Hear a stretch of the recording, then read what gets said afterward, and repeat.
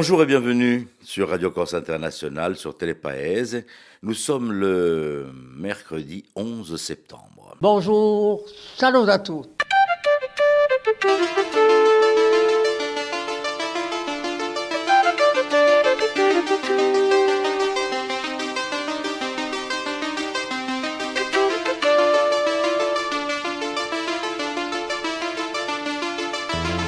All'ascolto di Radio Corsica Internazionale, prima Radio Corse. Notre invité aujourd'hui, Didier Grassi, qui est directeur des études et des stages à l'IRA de Bastia.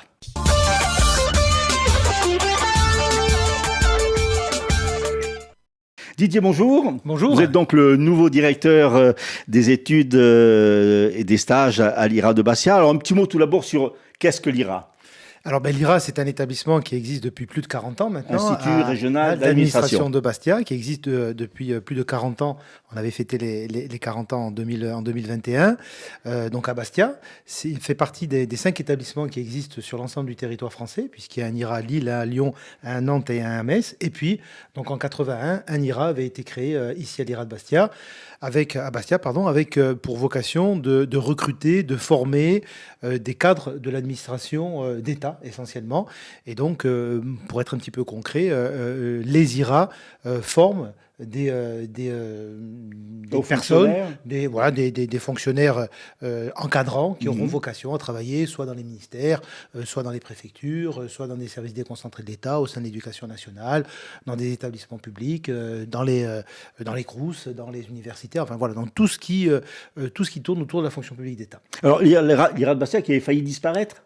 Alors il y a eu plusieurs épisodes où il y a eu des inquiétudes exprimées parce que en fonction des problématiques notamment budgétaires que pouvait avoir l'État et que a encore l'État, il y a eu toujours quelques petites inquiétudes, quelques interrogations autour de ça.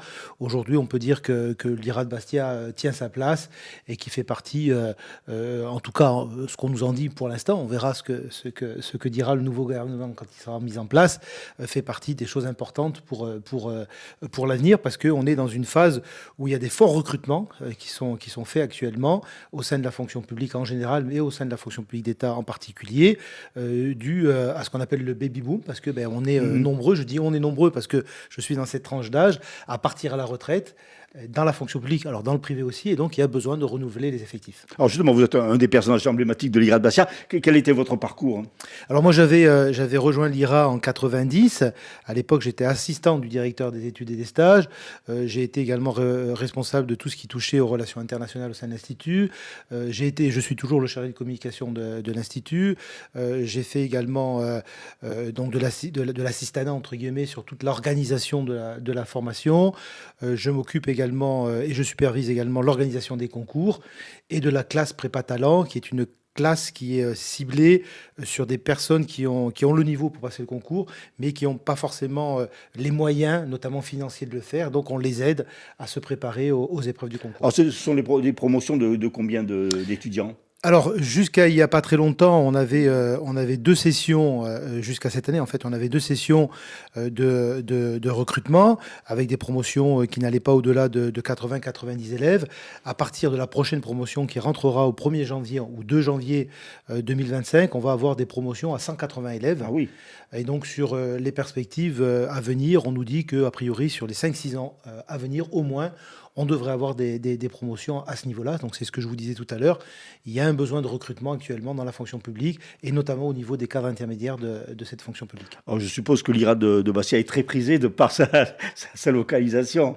Oui, il est prisé comme les autres, mais on n'est pas en dessous de l'attractivité que peuvent avoir nos collègues dans les autres régions. Après, ce qui fait un petit peu le plus de l'IRA de Bastia, c'est qu'on a vocation à pourvoir des postes qui sont certes, pour certains, en région parisienne, pour l'administration centrale, mais aussi des postes qui sont dans les régions du Grand Sud, en Corse bien évidemment, en PACA, en Languedoc-Roussillon, ou plutôt en Occitanie maintenant, pardon, et au sein de la Nouvelle-Aquitaine. Donc ça rend quand même une certaine attractivité de l'IRA de Bastia. Alors comment s'articule un petit peu la formation, ces études, et quelle matière il y a ?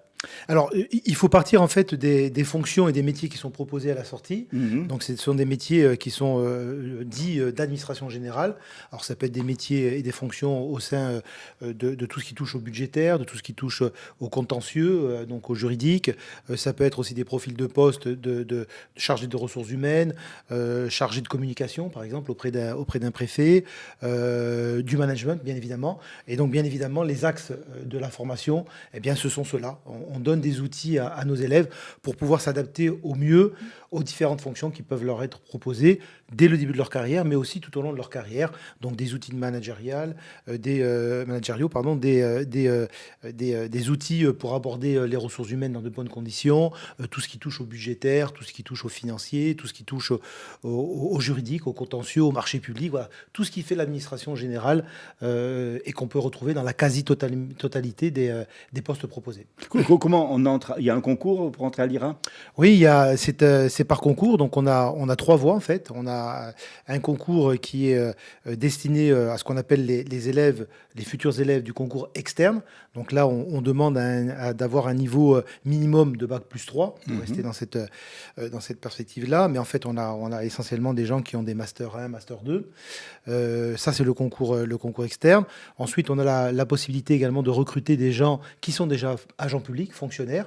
Donc là, il faut justifier de 4 années d'agents publics. Et on a enfin une voie qui représente à peu près 10% des postes qu'on offre, qui est ce qu'on appelle la 3e voie, qui est ouverte à des gens issus du privé, qui ont travaillé dans le privé et qui, à un moment donné, en projet de carrière, souhaitent intégrer la fonction publique. Donc là, il faut simplement justifier de 5 années de travail dans le privé, ou aussi, il y a aussi ceux qui ont fait du syndicalisme ou qui ont été élus, qui peuvent passer le concours. Dans ces promotions, il y a une proportion d'insulaires, de Corse? Alors, depuis pas mal d'années, notamment depuis que le concours est déconcentré, on a effectivement une proportion d'insulaires, alors, issus des 3 concours d'ailleurs, qui est en augmentation, on tourne toujours autour de 10%, ce qui est quand même pas mal. Si on compare le nombre de postes que nous avons en rentrée IRA, et bien évidemment la globalité des populations qui peuvent passer ce concours, puisque bien évidemment, toute personne de nationalité française peut passer le concours pour intégrer. Et donc, on a des candidats et des élèves qui viennent des 4 coins de France. Alors, c'est une formation qui dure combien? 6 mois, c'est ça à peu près? Alors, elle durait 6 mois jusqu'à maintenant. À partir de janvier, elle va durer 8 mois. Donc, 8 mois au sein de l'Institut, avec une période de stage de 6 semaines. Donc, on aura de l'alternance. On va retrouver de l'alternance. Et ensuite, les élèves, lorsqu'ils vont sortir de l'IRA, ils seront affectés donc, dans leur administration et sur les postes qu'ils auront choisis. Et ils auront, en fonction du classement, ça? En fonction du classement. Et ils auront 6 mois de statut de stagiaire pour être enfin titularisés à l'issue de cette période-là. On le voit au fil des années, il y a une implication aussi locale des élèves de l'IRA dans les actions en Corse.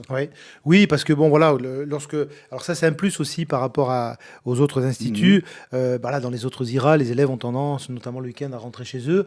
Bon, là, l'insularité fait qu'ils restent ici. Ils sont contents de rester ici. Et effectivement, ils s'impliquent beaucoup, en tout cas en général, au sein de la vie associative et de la vie tout court de la cité. Et nous, on les incite un peu aussi. On leur donne des perspectives. Et ça, c'est quelque chose d'important. Et puis bon, l'IRA de Bastia a quand même un point aussi économique important, puisqu'il ne faut pas oublier que nos élèves sont salariés. Donc ça veut dire qu'en plus des personnels, à partir de janvier, on va représenter une structure de 200 salariés au cœur même de Bastia. Je ne crois pas qu'il y ait beaucoup de structures qui puissent mettre en avant un chiffre comme celui-là. Et donc, ça a un impact quand même assez important au niveau économique. Alors, ce qui me permet de dire, et je lance un petit appel, jusqu'à maintenant, on n'a pas eu de problème pour loger nos élèves, puisque c'était de particulier à particulier. À partir de janvier, on a des interrogations. Donc, voilà, s'il y a des personnes qui ont des appartements à louer à nos élèves, donc sur la période janvier, fin juillet, puisque ça sera ça, cette période de scolarité, on est preneur. Il suffira de se rapprocher de l'Institut. Il y a des postes qui sont ouverts après en Corse? Alors, ça dépend des années. Ça dépend des années. Mais on arrive à avoir de temps en temps 2, 3, 4 postes qui sont effectivement ouverts, soit à la préfecture de Haute-Corse, soit dans les sous-préfectures, soit en Corse du Sud, soit dans d'autres directions déconcentrées de l'État, ou alors même à l'université ou au Crous. On a des postes au Crous. Et puis, on s'aperçoit aujourd'hui, je le disais, l'IRA a 43 ans maintenant, que, y compris dans les collectivités locales, que ce soit la mairie de Bastia, la collectivité de Corse notamment, mais dans d'autres mairies également, eh bien, il y a beaucoup d'anciens élèves qui sont passés par la formation IRA, qui ont exercé au sein des services de l'État, et puis ensuite qui ont choisi de rejoindre les collectivités locales. Donc du coup, même indirectement, l'IRA de Bastia apporte aussi sa contribution au fonctionnement de nos collectivités ici en Corse. Alors comment se présente cette rentrée 2024 pour le tout nouveau directeur? Alors bon, moi, c'est un petit peu tranquille, puisque bon, contrairement aux autres années, on n'a pas d'élèves en septembre, puisqu'on prépare la rentrée et donc la nouvelle formation de janvier.